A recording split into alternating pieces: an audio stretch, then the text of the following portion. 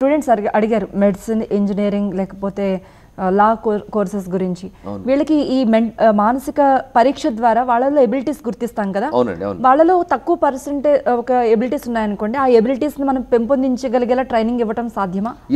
అది మంచి ప్రశ్న అండి. ఇది ఖచ్చితంగా ట్రైనింగ్ కూడా ఉంటుంది వీటికి. ఇప్పుడు వాటికి తగ్గట్టుగా ఏంటంటే ఇప్పుడు రీజనింగ్ ఎబిలిటీ లేదనుకోండి, ఆ రీజనింగ్ ఎబిలిటీలో వాళ్ళకు శిక్షణ కార్యక్రమం తీసుకోగలిగితే బాగా ఇంప్రూవ్ అవుతుంది.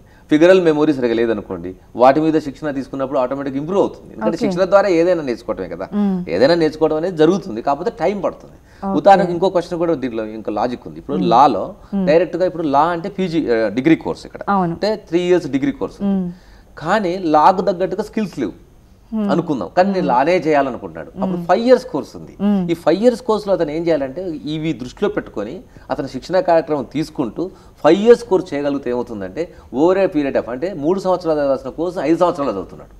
అప్పుడు టైం ఎక్కువ ఉంది, ఇతను కృషి కూడా కుదురుతుంది, ఆటోమేటిక్గా ఏమవుతుంది, సక్సెస్ కావడం అట్లా. రైట్ సార్, మరో స్టూడెంట్ డౌట్ అడుగుదాం. మీ డౌట్ ఏంటో అడగండి. మై నేమ్ ఇస్ శైలజ, నేను ఎంబీఏ చేయాలనుకుంటున్నాను. Very good, excellent. ఎంబీఏ చేయాలంటే మేనేజ్మెంట్లోకి వెళ్ళాలి, ఓకేనా? ఒకసారి చూడమ్మా, మేనేజ్మెంట్లో చేరాలంటే కాగ్నిటివ్ ఎబిలిటీ తప్పనిసరిగా, అంటే ఏదైనా మనం సొంతంగా చదువుకోగలం. ఎందుకంటే ఒక హయ్యర్ కోర్సులోకి వెళ్ళిన తర్వాత టీచర్లు కానీ లెక్చరర్స్ కానీ లేదా ప్రొఫెసర్స్ కానీ ఎవరు ఎక్కువ పాఠాలు చెప్పరు. దట్ ఈస్ కాల్డ్ కాగ్నిటివ్, సొంతంగా చదువుకున్న జ్ఞానం. నెక్స్ట్ నాలెడ్జ్ ఓరియంటేషన్, నువ్వు ఏదైతే మేనేజ్మెంట్ కోర్స్ తీసుకుంటావో నేర్చుకుంటావో అది అప్లికేషన్ చేయగల కెపాసిటీ రావటం. నెక్స్ట్ ఏంటంటే ప్రాక్టికల్ ఓరియంటేషన్, అంటే దాన్ని ప్రాక్టికాలిటీలోకి కన్వర్ట్ చేయగలగటం. నెక్స్ట్ మనకు కావాల్సినటువంటి రీజనింగ్ ఎబిలిటీ ఉండాలి. ఏముండాలి మనకు? రీజనింగ్ ఎబిలిటీ అంటే అనలిటికల్ థింకింగ్, ఇదైతే ఏమవుతుంది, ఇది కాకపోతే ఏమో, ఇట్లా ఉంటుంది కదా మీకు మేనేజ్మెంట్లో. నెక్స్ట్ న్యూమరికల్ ఎబిలిటీ ఉండాలి. ఏముండాలి మనకు?